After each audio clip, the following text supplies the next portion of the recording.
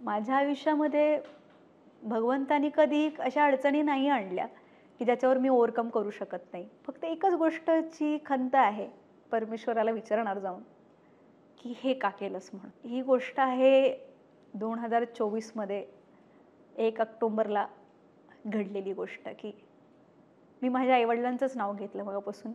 मी माझ्या भावाचं नाव मुद्दाम अवॉइड करत होते, कारण तो सगळ्यात जास्त जवळचा व्यक्ती माझ्या. आपण म्हणतो ना, आपल्या आयुष्यात आपण स्पेशल बनतो. आपण स्पेशल बनत नाही, आपल्याला स्पेशल कोणीतरी बनवतं, तेव्हा आपण स्पेशल बनतो. मी माझ्या लाईफमध्ये राणीसारखी आहे आणि ही मला राणी बनवणारा कोणीतरी राजाच असतो असं नाही आहे. माझा भाऊ, माझा लहान भाऊ, जो याच वर्षी म्हणजे 1 ऑक्टोबरला आम्हाला सोडून गेला.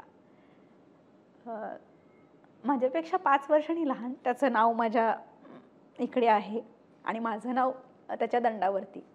हे आम्ही लहानपणीच काढलेलं होतं. आणि तो माझ्यापेक्षा भयंकर डान्सिंगसाठी वेडा. म्हणजे मला परमिशन मिळाली घरात डान्स करण्याची, पण मी त्याला परमिशन नव्हती दिली डान्स करण्याची, कारण मला असं वाटत होतं की त्याने पहिले शिकावं, जसं मी शिकले. त्यामुळे परमिशन पण दिली नव्हती त्याला. पण त्याचं जे जुनून होतं ना डान्सबद्दलचं किंवा लोककलेबद्दलचं, ते खूप चांगलं होतं. पण अचानक ॲक्सिडेंटली तो सोडून गेला. आणि दुःखाची गोष्ट ही होती की मी माझ्या फिल्मचं पोस्टर शूट करतेय, त्याच दिवशी मला असा कॉल येतो की अक्षू नाही आहे म्हणून.